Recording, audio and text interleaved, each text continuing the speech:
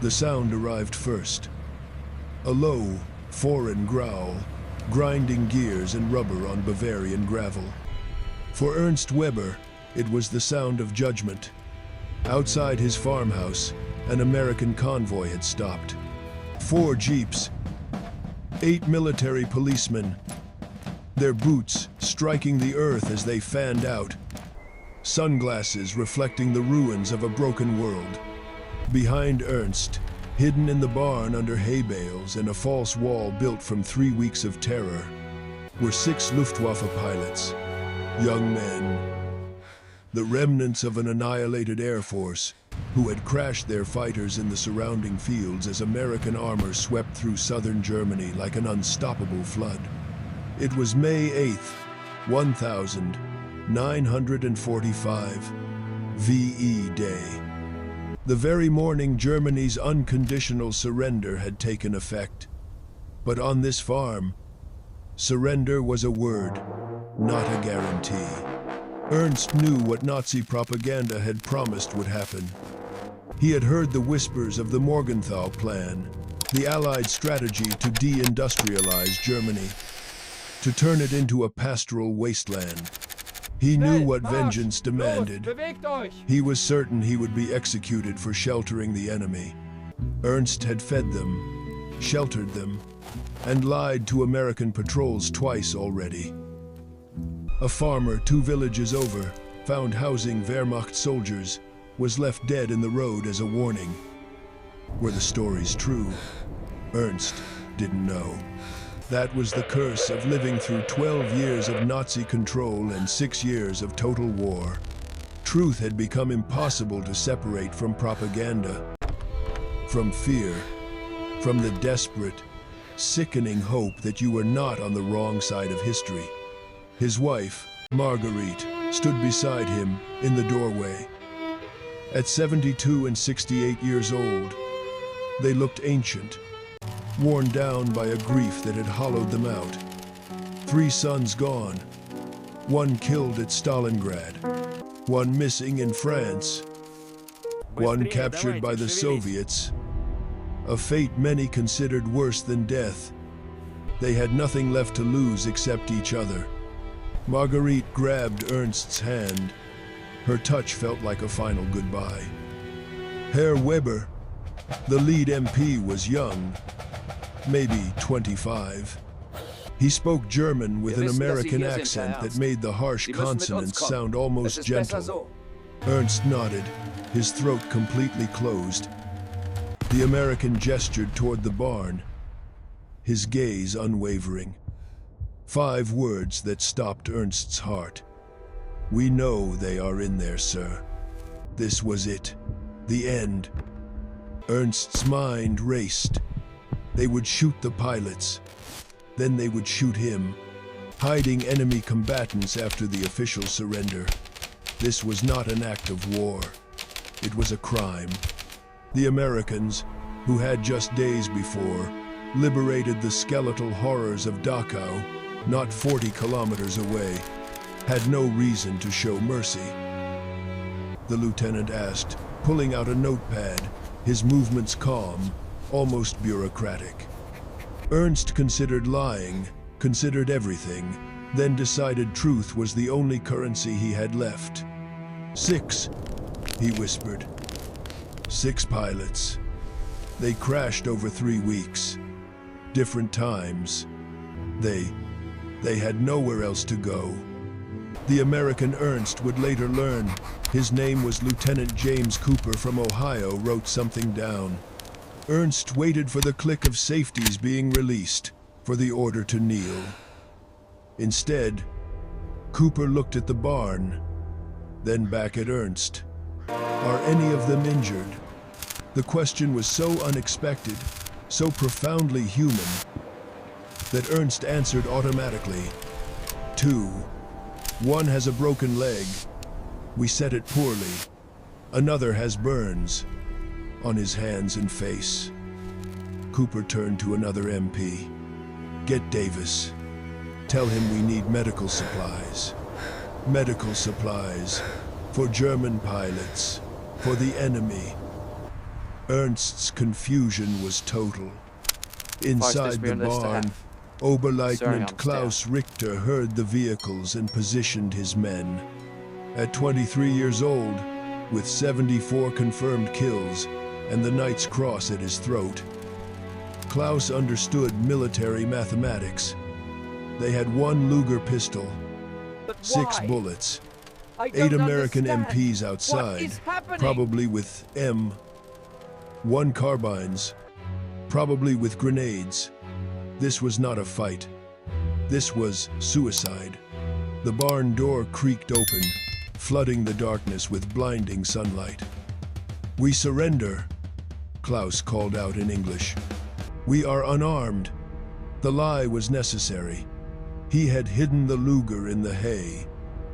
But as the Americans entered, weapons ready but not aimed, Klaus made a decision. He stepped forward, hands raised high, and spoke the truth. "We have 1 pistol hidden. We will not use it. We want to live." Lieutenant Cooper stopped, studied the pilot's face, then nodded. "Smart man. Keep your Where hands is it?" where I can see them. Klaus Do retrieved not it from the move. hay and handed it over. Magazine removed. Cooper took it, examined the craftsmanship, then did something Klaus never expected. He smiled. 74 victories? Watch the law. Cooper asked, gesturing to the Knight's Cross. "That's impressive flying." War is lost. Klaus didn't know how to respond. I am prepared to Was face this the mockery? consequences of my actions. A trap? But Cooper's expression shifted to something sadder. Please. "My brother Don't was a shoot. navigator on a mean no harm. B-17. Shot down over Berlin last November." Ice filled Klaus's stomach. "I am sorry." "Yeah," Check under here. Cooper said quietly. I Me believe too. They left the supplies But buried that is deep over in the now. stack. "The war ended this morning." He raised his voice to address all 6 pilots, his tone shifting from personal to official. "You men are prisoners of war. You will be treated according to the Geneva Convention. That means food, medical care, and transport to a POW facility. Anyone injured gets priority treatment." One of the younger MPs, Private Rodriguez from Texas, looked at Heinrich Becker and muttered, "Jesus Christ, kid is barely old enough to shave." Heinrich was 19, his face wrapped in makeshift, dirty bandages. He had been shot down on his 4th mission, still terrified, still expecting death. Instead, Corporal Davis, the American medic from Arkansas, knelt beside him and opened his medical kit. "Let me see those burns, son." What happened next violated everything Klaus Richter understood about war. Corporal Davis unwrapped Heinrich's bandages with practiced, efficient hands. We hit the target at The 0800 burns were hours. infected, No exceptions. The success angry, of the invasion rests on your and shoulders. red. Ernst had done his best with boiled water and old linen, but he was a farmer, not a doctor. Davis examined the raw skin, wincing in professional sympathy. "These need proper cleaning," he said, his voice low. "It is going to hurt. I am sorry." He was not mocking. He was apologetic. You're kidding To an me, enemy right? pilot, to a 9-year-old Finally get a hot boy meal. who, just days before, might have been strafing American columns. This was the first tear in the fabric of propaganda that had shrouded Klaus's mind for a decade. The propaganda companion had insisted the Americans were barbaric, degenerate gangsters who mutilated prisoners. Yet here was one, applying antiseptic with a gentle hand. Heinrich hissed in pain but did not cry out. The American medic worked carefully, talking the whole time in broken German, explaining each step. Easy there, When he Captain. finished bandaging the burns Just gonna fix properly, this up right he here. handed You're gonna be Heinrich 2 fine. white pills. "Sulfa drugs," Davis explained, It's all right. We managed to seeing get it out. Klaus's suspicious look. You just need some rest now. "Antibiotics. Prevents infection. You will get morphine later if the pain gets All right, worse." nice and slow. This You're doing was not fine. just medicine. Almost there. This was a psychological shock. Sulfa, a miracle drug, was a product of the very American industrial might that had crushed the Reich, and it was being given away. Davis then moved to Werner Koh, the pilot Es with tut the mir broken leid. leg. Das wird Ernst had vielleicht tried to wehtun. set the bone, Nur ein but bisschen. Werner had been suffering in near silence for 2 weeks. Davis's examination was quick and his diagnosis grim. He shook his head. This needs a real doctor. We'll get you to the field hospital in Landsberg. Klaus found his voice, the words thick with disbelief. You are taking him to an American hospital? The name Landsberg hung in the air, thick with a poisonous irony. Landsberg am Lech, the very town where Adolf Hitler had been imprisoned and had written Mein Kampf. The ideological cradle of the Nazi movement was now Ganz the ruhig, Herr site of an Pilot. American Es ist nicht field so schlimm. hospital. Ich mache Cooper Verband. replied Bald simply, besser. as if it were the most obvious thing in the world. Geneva Convention. Prisoners of war receive medical care equivalent to our own troops. You are POWs now, not enemies. There is a difference. That distinction seemed impossible. For 6 years, Klaus had been taught that the war was total, an existential struggle, a Vernichtungskrieg, a war of annihilation. The very From concept the of the production Geneva lines at Convention home, had been the dismissed arsenal of as liberal democracy weakness. delivers the tools of Cooper's victory statement to the wasn't skies just a over rule, Europe. it was a counter-ideology. The leg might not be It salvageable. implied a line existed We need to between prepare him for combatant and transport. human, a line Now, Nazism bring had him right in deliberately here. We need to erased. stop the bleeding. Outside, in the bright May sunshine, Lieutenant Cooper handed Ernst Weber a piece That of is paper. impossible. It was a Are you receipt, saying the Americans scribbled in actually English, broke the for the code? food and supplies used to shelter the pilots. The U.S. Army will reimburse you, Cooper said. Takes a few months to process, but you will receive payment. Ernst stared at the paper as if it contained ancient hieroglyphics. He was a man who had expected a bullet, and was instead being handed a promissory note. You are paying me for feeding your enemies. Cooper's expression softened. You are not going to be punished, Herr Weber. You gave humanitarian aid to wounded soldiers who could no longer fight. That is not a war crime. That is human decency. This was not just a kind gesture. This was policy. This was the embryonic form of what would become the Marshall Plan. It was a signal that America was not a horde of conquerors. It was an administration. It dealt in receipts, rules, and reimbursement.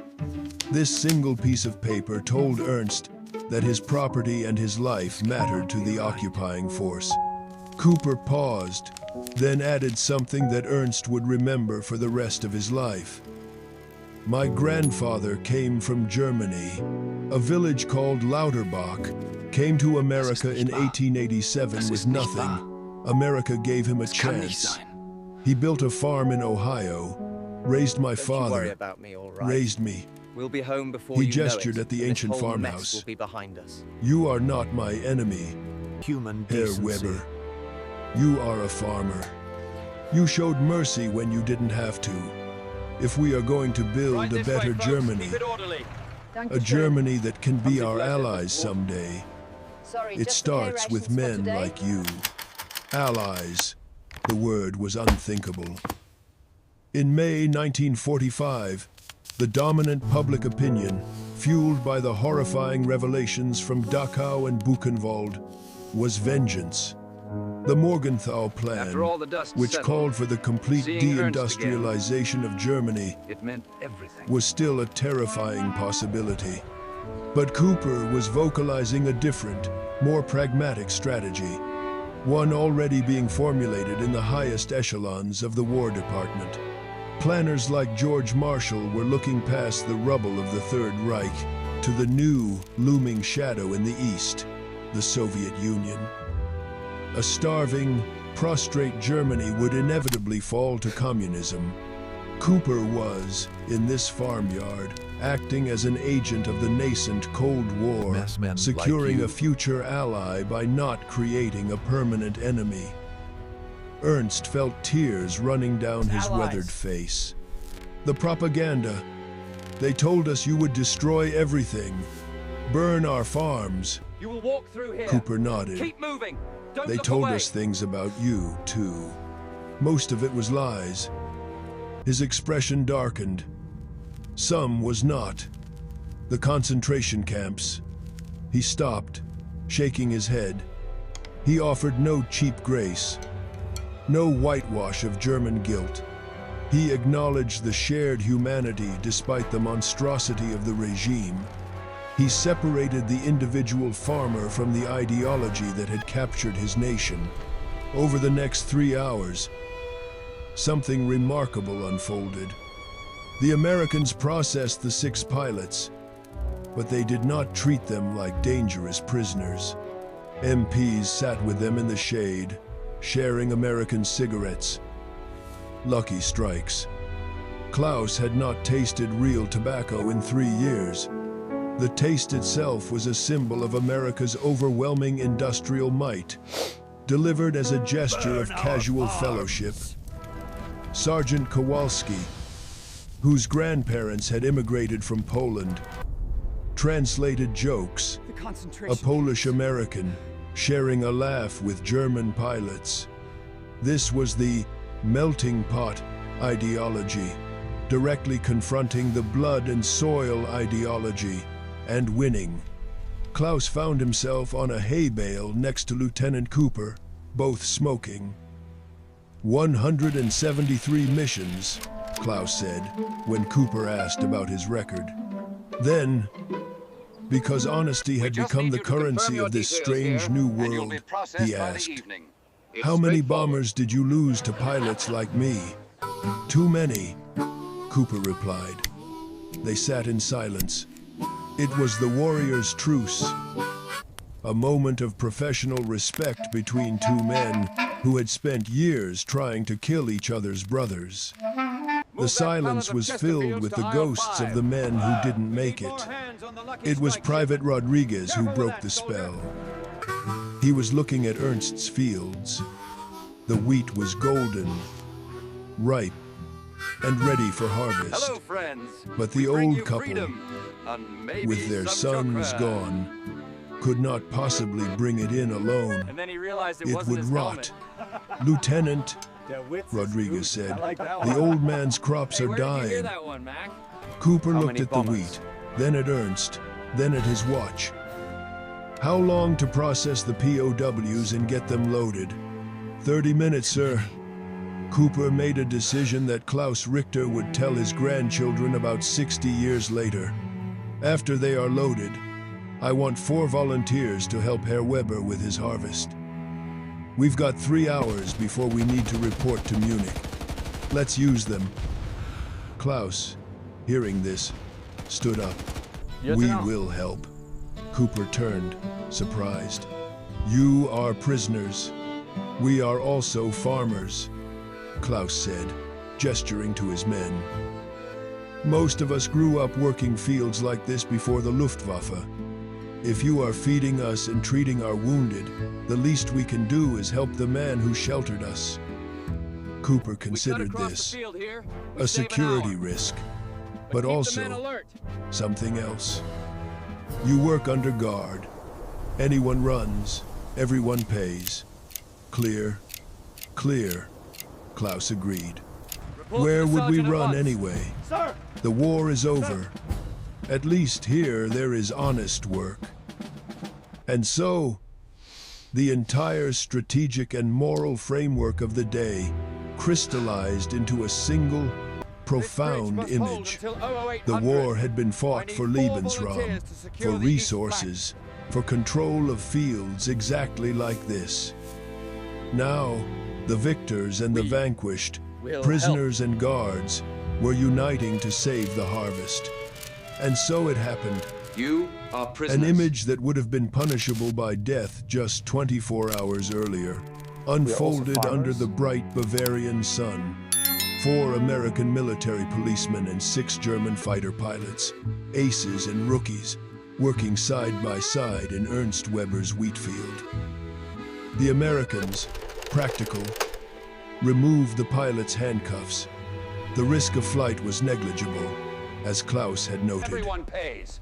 Where was Clear? there to run? Germany was a graveyard of rubble and occupation zones. The real risk was maintaining the posture of victor and vanquished. Lieutenant Cooper, in that moment, chose to discard it for the sake of a shared, constructive goal. The sound of scythes cutting through wheat. The murmur of men, German and American, communicating in the broken pidgin of farmers, replaced the sounds of war. They were soldiers, but they were also the sons of farmers from Ohio, Texas, I didn't think I'd be Arkansas, farming with the and Luftwaffe. Bavaria. The language of agriculture, Es ist besser als the schießen. rhythm of the harvest, proved more universal than the competing ideologies that had just cost 50 million lives. The Americans provided water from their canteens, passing them to the German pilots. When young Johann, the 9-year-old, still traumatized, collapsed from exhaustion and dehydration, it was Private Rodriguez, the Texan, who had moments before cursed his youth, who helped him to the shade. "Easy, kid," Rodriguez said, his voice rough but not unkind. "War is over. No more rushing." This simple act was a profound ideological counteroffensive. The Nazi regime was built on the principle of Mitleid ist Schwäche. Compassion is weakness. It celebrated the ruthless, the hard, the unyielding. Rodriguez, by offering water to a defeated enemy, was demonstrating a different, more resilient kind of strength. He was not asserting dominance. He was asserting a shared humanity. For Johann, this was more powerful than any De-Nazification lecture. At midday, as the sun beat down on the strange harvesting crew, Marguerite Weber emerged from the farmhouse. She carried bread, hard and dark, and a small wedge of cheese. Easy now. To drink, she offered what passed for coffee in the Third Reich. Ersatzkaffee, Easy, kid. a bitter, thin brew made from roasted acorns and barley. For 3 years, real coffee had been a symbol of a lost world. A luxury more unattainable than victory. The German pilots accepted it with gratitude. Then, the Americans did something that fundamentally shifted the dynamic, not just for the day, but for the future. They went back to their jeeps and pulled out their own rations, K-rations, and with them, tins of American ground coffee, sugar, and cans of evaporated milk. Klaus Richter held a steaming mug of real coffee, the rich aroma hitting him with the force of a physical blow. He tasted it. It was the flavor of 1942. The flavor of a world before total war, before the firebombing, before the starvation, before the lies. This was not just a drink. It was a message. The Americans had so much of this impossible luxury, that they could give it away to their captured enemies in a random field. The war had not just been a contest of armies. It had been a contest of systems. And this mug of coffee was the undeniable proof of which system had won. Not through brutality, but through an abundance so vast it could afford to be generous. Klaus had to turn away, so the others would not see the tears welling in his eyes. He realized in that instant that the propaganda had been a lie, not just about Allied cruelty, but about German strength. His nation had been starving, while the nation he was told was degenerate and weak was producing a surplus. Such a small thing, such an enormous, world-altering gift. This moment, and thousands like it, were the foundation of the post-war order. Long before the Marshall Plan was a line item in a congressional budget, it was a K-ration shared in a field. It was the spontaneous application of what military strategists call soft power. Here you go, kid. Enjoy the The Hershey bar. Soviets, in their occupation zone to the east, were operating on a different principle entirely: reparations, dismantling, and plunder. They were seizing factories, harvesting fields for shipment to Russia, and enacting a policy of justified, state-sanctioned vengeance for the unparalleled atrocities committed by the Nazis on the Eastern Front. The Americans, guided by directives from Eisenhower, were already thinking past the victory. They understood that a stable, non-communist Europe required a stable, non-communist Germany, and that could not be built on a foundation of starvation and hatred. Cooper and his men, perhaps without even realizing the geopolitical significance, were the vanguard of this new strategy. They were winning the peace. As the afternoon wore on and the sun began to dip, 3/4 of Ernst's wheat field was cut, bundled, and ready for threshing. It was more than Ernst and Marguerite could have accomplished in 2 weeks. It was their survival for the winter, secured in 6 hours by the very men who had been their mortal enemies. As they loaded the last of the tools into the barn, Sergeant Kowalski, I tell you, the that was Polish the best leave American, I ever had. pulled out his personal camera. It was not official army equipment, but a Kodak he had carried from Normandy to Bavaria. Maybe we should stick to For farming after memory, the war. he explained in his broken German. So we remember that even in the worst times, this. He gathered everyone together in front of the farmhouse.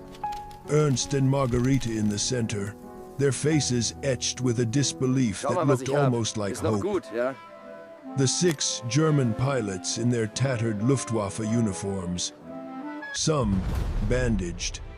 The 8 American MPs, their helmets off, their faces tan and tired. Für Memory. All of them, together, Memory. in one frame. And they were smiling, not for propaganda, not for a general, but for Sergeant Kowalski. It would appear in history books, museums, today, eh, and Rodriguez? documentaries, Yeah, but we pulled through. a single, Let's get some startling visual summary of the day the war ended and the alliance began. It was the evidence that Klaus Richter was not a monster, and James Cooper was not a barbarian. They were just men, standing in a field, grateful to be alive. As the sun cast long shadows over the harvested field, the day's strange truce came to an end. The 6 German pilots were loaded into the jeeps, no longer as vanquished enemies, but as prisoners of war. A legal distinction that now felt profound. There was no hostility. There were nods of respect. A shared acknowledgement of the work done. Klaus Richter, before climbing into the vehicle, turned to Ernst All right, move Weber. into the truck. He doesn't Moving. Fill up speak. the space inside. He simply clicked his heels in the old Prussian way and bowed his head. It was a gesture of gratitude that transcended language. Lieutenant James Cooper gave the old farmer a final, reassuring nod. "You will be paid for the food, Herr Weber, and for the wheat." The convoy rolled down the dirt road, leaving Ernst and Marguerite standing in their doorway, surrounded by a harvest Be paid. that had been saved by their enemies. What happened in that farmyard was not an isolated miracle. It was not a random act of kindness by one rogue lieutenant from Ohio. It was, in fact, the living embodiment of American grand strategy. It was a policy, as calculated as it was humane, past, set forth by the more we highest question what we echelons truly of know. Allied command. General Dwight D.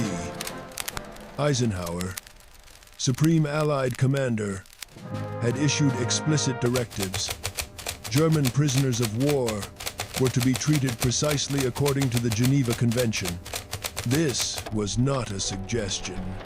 It was an order. The reasoning was as much strategic as it was moral. George Marshall, the Army Chief of Staff and the architect of America's long-term vision, understood something that Nazi leadership, blinded by its own ideology of racial supremacy, had never grasped. Wars end, but nations remain. By May 1945, with the Red Army planted firmly in the heart of Europe, it was already blindingly obvious that the real, enduring geopolitical enemy was not the shattered remnant of the Third Reich. It was the Soviet Union. Watch the side there. If America wanted a stable, democratic Western Europe as a bulwark against communist expansion, it needed Germany, not a pastoral, vengeful, and starving Germany as proposed in the brutal Morgenthau Plan, but a rebuilt, functioning, Los, schneller and, graben. most importantly, friendly Germany. To achieve that, America needed to win the German heart, not just the German surrender. The contrast with the German treatment of Allied prisoners was stark and meticulously documented. American and British POWs in German camps had faced systematic starvation, inadequate medical care, and forced labor that violated every article of the convention. Soviet prisoners of war fared catastrophically worse. Viewed by the Nazi regime as Untermenschen, or subhumans, nearly 60% of them, over 3.3 million men, died in German captivity, often from deliberate Schau dir starvation, das an. exposure, So viel or Fleisch. summary execution. Unglaublich. Und sogar Bohnen. The Nazis had weaponized cruelty, believing it projected strength. The Americans, in contrast, weaponized mercy. German POWs in American custody had a survival rate above 94%.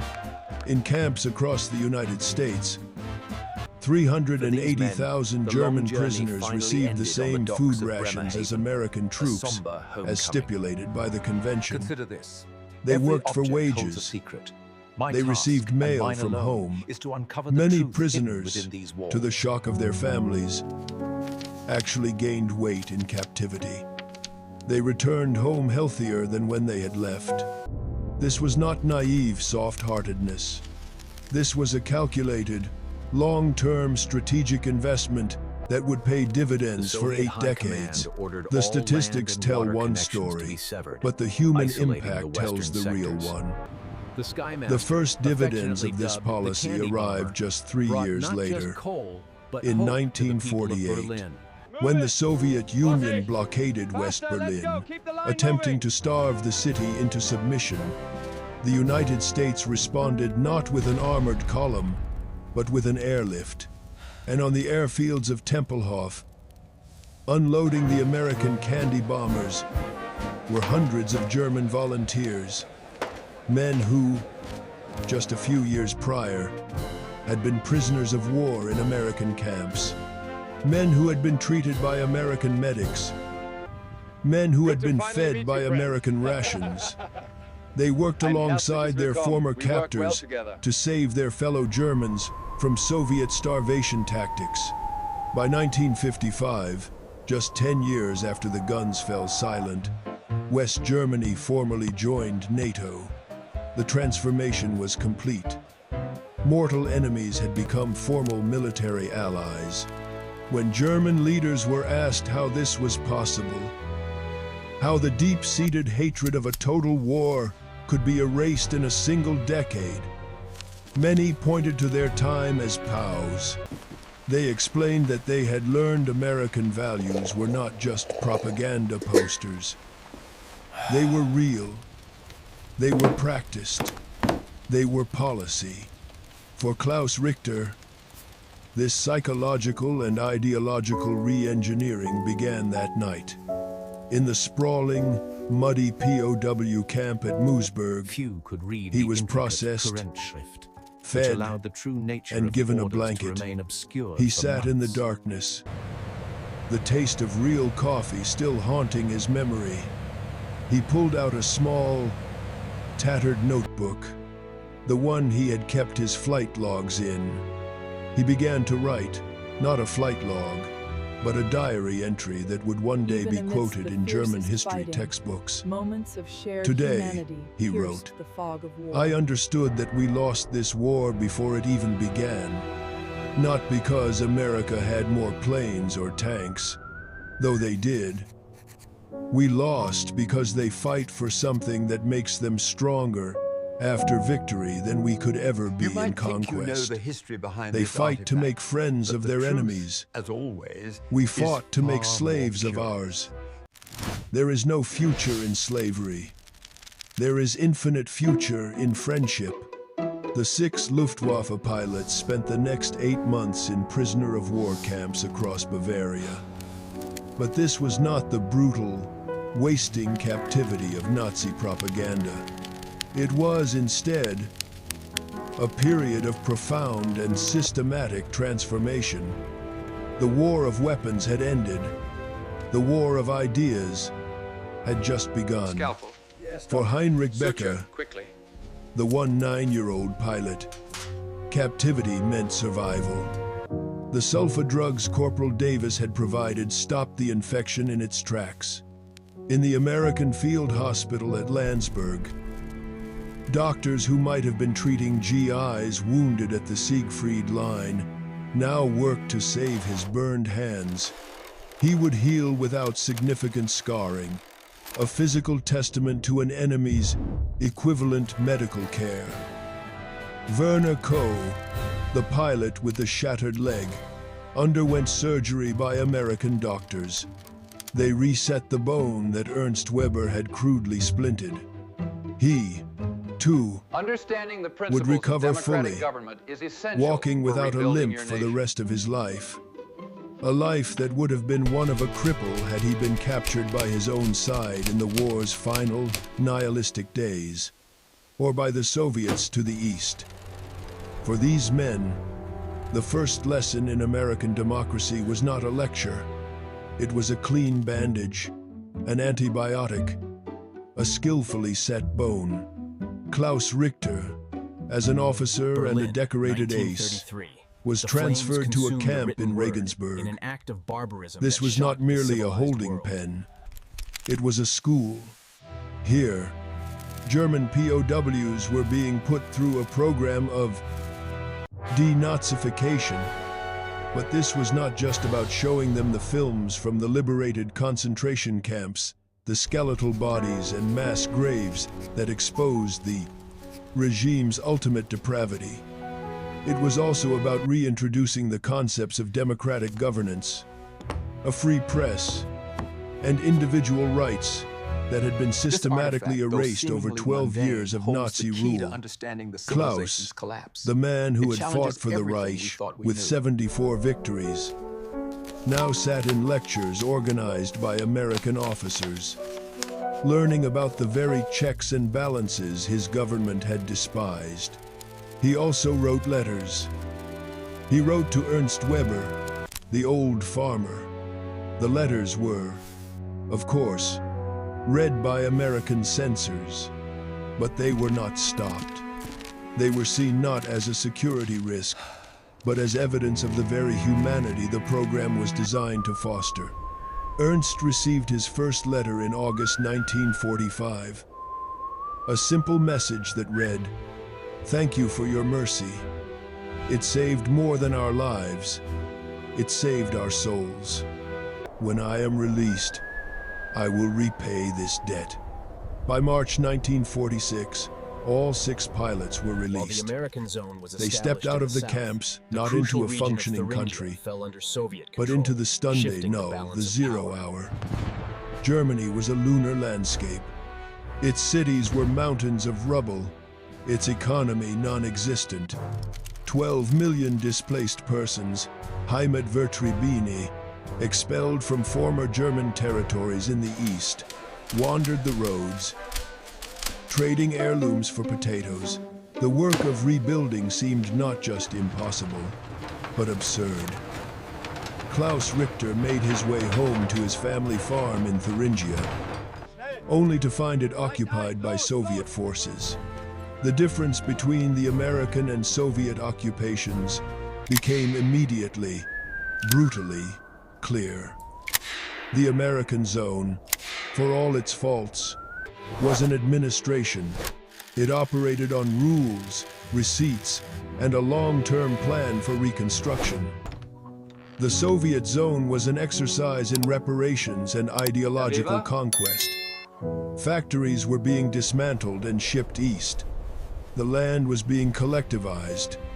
The NKVD, the Soviet secret police, was seamlessly replacing the Gestapo, arresting landowners, intellectuals, and anyone suspected of Western sympathies. This was not rebuilding. It was a plundering.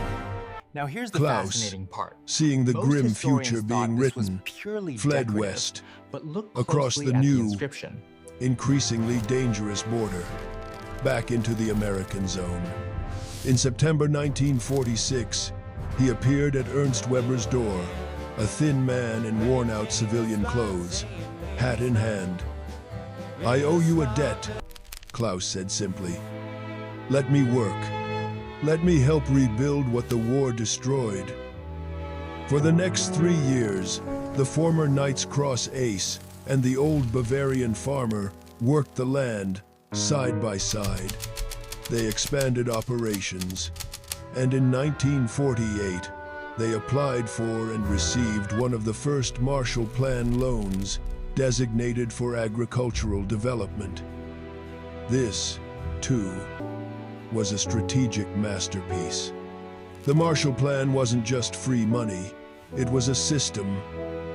To get the loans, West Germany had to agree to economic cooperation, currency reform, and free trade with its European neighbors. The plan forced former enemies to become economic partners. Klaus and Ernst, using American capital to buy a new tractor, were a microcosm of a new, integrated, and interdependent Europe. The other pilots, imbued with the same strange mix of mercy and opportunity, found their own paths. Heinrich Becker, the boy whose burns were healed by Corporal Davis, received an American-funded scholarship, part of the same effort to rebuild Germany's intellectual class. He went to university in Munich and became a doctor, specializing in burn treatment. He often told his colleagues that Corporal Davis had saved his life twice, once by treating his burns, and once by showing him that a former enemy could be a healer. Werner Koh, his leg fully healed, became a mathematics teacher in Stuttgart. He taught for 37 years and always told his students about the American soldiers who saved him from a life as a cripple. That, he would say, is the difference between civilization and barbarism. Civilization heals even its enemies. Two of the other pilots, seeing no future in a divided Germany, eventually immigrated to America in the 1,950 seconds, sponsored by the very American veterans who had once guarded them as prisoners. Then, in 1961, the ultimate division, the Berlin Wall went up, a concrete scar splitting a city, a nation, and the world. Klaus Richter, now a prosperous farmer and a pillar of his new community, joined the protests. He gave speeches about freedom, democracy, and the lessons he had learned. "I learned more about real freedom in 8 months as an American prisoner," he told West German newspapers, "than in 12 years under Nazi rule. The Americans showed us that strength does not come from domination. It comes from building something worth defending. Ernst Weber died peacefully in 1963 at the age of 89. His funeral was a quiet testament to the seeds he had sown on that chaotic May morning nearly 2 decades earlier. The small Bavarian church was filled with a crowd that represented the new, strange, and unbreakable alliance. All 6 of the former Luftwaffe pilots he had sheltered were there.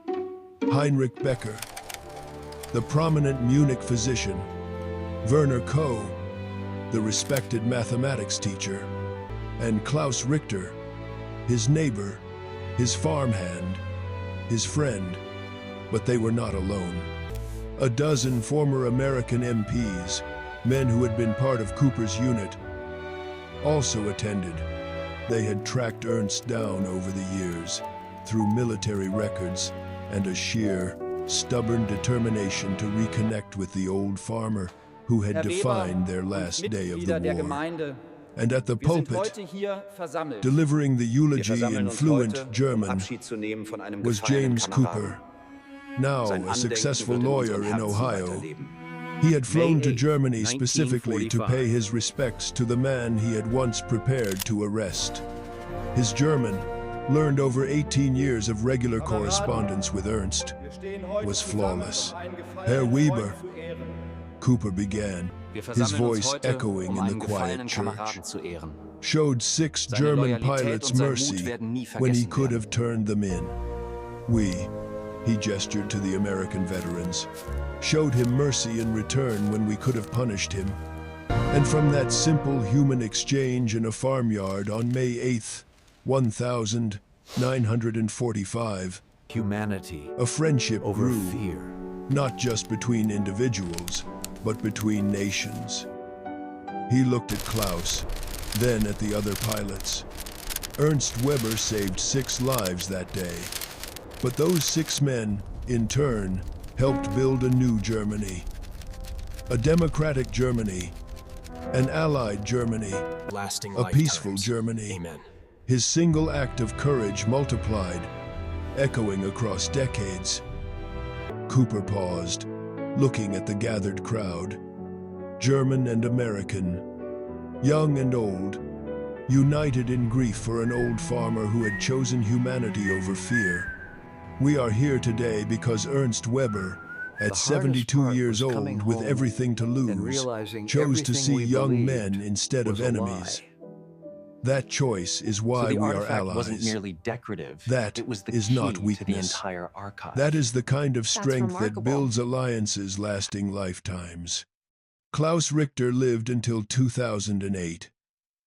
He died at 93, surrounded by grandchildren and great-grandchildren who had grown up in a peaceful, prosperous, democratic Germany, Handed a old nation Ernst his Weber a generation could receipt. barely have imagined in the fiery ruins of 1945. In his Promising to final pay. years, he gave extensive interviews to historians studying Germany's reconstruction. The Wirtschaftswunder. He always told the same story, with the same details, the same sense of wonder in his voice. Foundation of civilization. People ask me when I stopped believing in the Nazi ideology. He said in a 2005 interview, archived by the German Historical Institute. I tell them the exact moment, May 8th, Help harvesting wheat. 1945, at approximately 2:47 inches the afternoon. It was the moment Lieutenant James Cooper handed old Ernst Weber a receipt from the U.S. Army, promising to pay for the food given to enemy soldiers. He leaned forward in that interview. His eyes, It's which okay, had you're seen safe the now. worst of We'll take care of you. humanity and the best, fixing the camera. That is when I understood. Everything I had been taught was a lie, and everything I had been taught to hate was actually the foundation of civilization. We expected execution. We received mercy. These We artifacts expected don't just tell a punishment. story. We They received challenge help harvesting the very wheat. foundation of what we Heinrich thought we Becker, knew about the The Bronze burned Age.